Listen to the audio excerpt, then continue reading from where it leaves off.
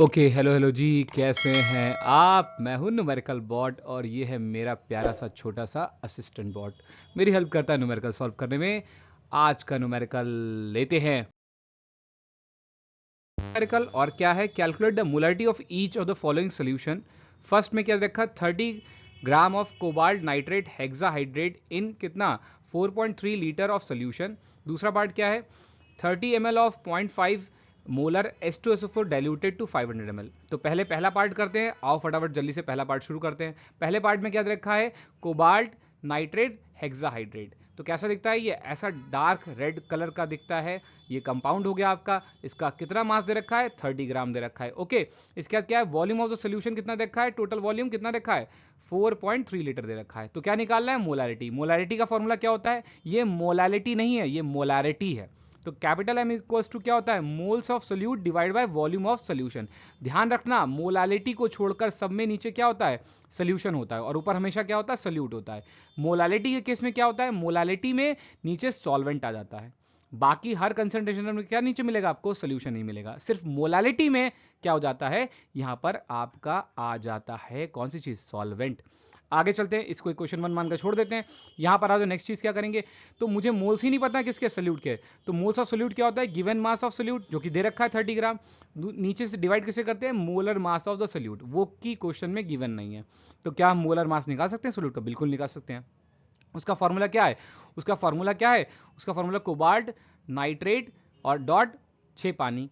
तो आओ सबसे पहले लिखते हैं कोबाल्ट का कितना होता है। कोबाल्ट का एक्चुअल में जो मास होता है कि एक एटम का जो मास होता है ना, वो कितना होता है? 58.93 म्यू होता है, यानी 59 मान लिया पूरा मैंने इसको। तो 59 इसका हो गया, ठीक है ना, एक एटम का मास। और नाइट्रोजन कितना है? 14 है, 2 है, तो कितना हो गया? 2 से मल्टीप्लाई करेंगे। यहाँ पे ऑक्सीजन कितनी है? 3 इंटू 2 मतलब 6 है, तो 16 एक का, तो 6 से मल्टीप्लाई कर दी। पानी में कितने हाइड्रोजन है? तो 12 हाइड्रोजन है। देखो ना, 6 बार पानी है तो इसमें 12 हाइड्रोजन हो गए। तो टोटल कितने हो गए?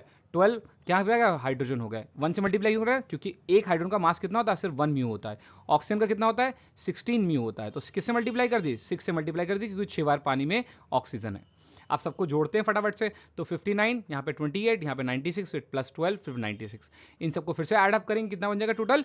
291 म्यू। म्यू क्या है? यूनिफाइड मास। मतलब एक पूरे मॉलिक्यूल का मास कितना हो गया? इतना हो गया जितना नीचे लिखा। कितना लिखा? 291।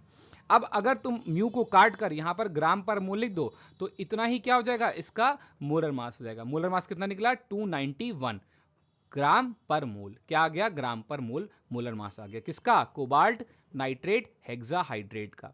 ओके, तो आपको मोलर मास मिल गया। अब क्या लिखो? मोल्स इक्वल टू क्या होता है? Given mass. गिवन मास कितना है? 30 ग्राम। और मोलर मास कितना निकला? 291 ग्राम पर मोल।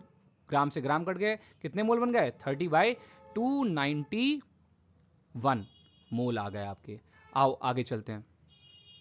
मोल मिल गए मुझे और साथ में क्या मिल गया? वॉल्यूम तो ऑलरेडी क्वेश्चन में क्या है? मुझे गिवन है। वॉल्यूम तो ऑलरेडी क्वेश्चन में गिवन है, तो मैंने क्या कर दिया? Molarity is equals to mole by क्या रख दिया? मोल बाय वॉल्यूम रख दिया। मोल बाय वॉल्यूम रख दिया, काटेंगे पीटेंगे तो आंसर कितना आ जाएगा? 0.023 मोलर। Molar solution. या तो ये कह दो कि इतनी आई मोलारिटी, या बोल दो ऐसे मोल पर लीटर में आई, या खाली कैपिटल एम बोल दो। तीनों यूनिट से आप डिफाइन कर सकते हो मोलारिटी को। ओके, तो आपने पहले क्वेश्चन में मोलारिटी निकाल ली। तो इसमें आपने सबसे पहले क्या करा? सबसे पहले आपको गिवन मास दे रखा था और आपको कंपाउंड का फॉर्मूला दिया ही इसीलिए था ताकि आप उसका क्या निकाल सको? मोलर मास निकाल सको। कोबाल्ट का क्वेश्चन में गिवन नहीं है, लेकिन आपको जब भी एग्जाम में क्वेश्चन आएगा तो लिख कर आएगा कोबाल्ट का मोलर मास कितना होता है, नाइट्रोजन का कितना होता है, सबका लिख कर आएगा। आपको सिर्फ उन्हें एड अप करने को रह जाएगा। तो आपको मोलर मास दिया नहीं होगा, लेकिन अलग अलग का दे रखा होगा, जोड़ के निकाल लोगे। गिवन मास भी दे रखा था। दोनों का देने मतलब क्या? आपसे मोल्स निकलवा रहा है। इन दोनों से मोल्स निकलवा और आपको ऑलरेडी सोल्यूशन में वॉल्यूम दे रखा था, तो आपने मोल्स को वॉल्यूम से डिवाइड कर दिया, आपको क्या मिल गई? मोलैरिटी मिल गई। आई होप आपको पहला पार्ट समझ में आ गया है। दूसरा पार्ट और भी बढ़िया है, आओ जल्दी से दूसरा पार्ट करते हैं। तो देखो, इस वाले में क्या करना है? मोलैरिटी और डाइल्यूशन निकालना है। मतलब सोल्यूशन पहले से दे रखा है कितना? सोल्यूशन दे रखा है 30 ml।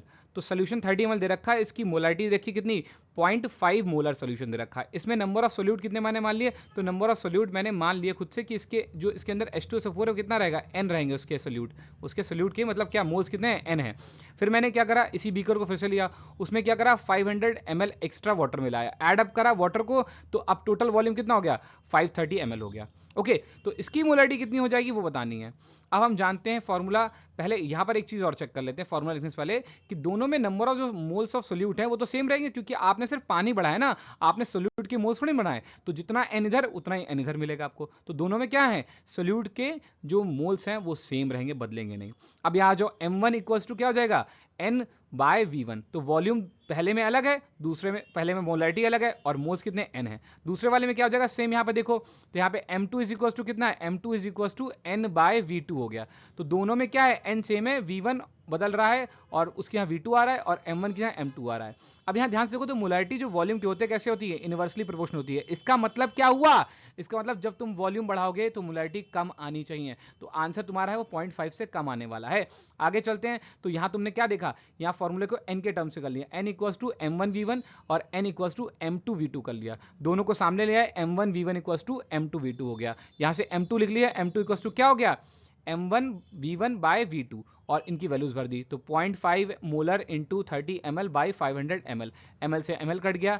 अब यहाँ पे पॉइंट हटाया और यहाँ पर 10 बढ़ा लिया, आ गया कितना, काट लिया 5 से 500 को 100 आ गया, और यहाँ पे हो गया 30 बाय 1000, तो क्या आ गया 30 बाय कितना 1000 आ गया। तो यहां से निकालेंगे डिवाइड कर कितना आएगा 0.03 मोलर सोल्यूशन बन गया। तो देखो पहले से मोलरिटी कम आई, पहले कितनी थी 0.5, अब हो गई 0.03। इसका मतलब वॉल्यूम बढ़ाने पे, पानी बढ़ाने में क्या होता है, सोल्यूशन कैसा होता है, डाइल्यूटेड होता है। डाइल्यूटेड होने से क्या होता है, मोलरिटी घट जाती है, क्योंकि दोनों एक दूसरे के इनवर्सली प्रोपोर्शनल है।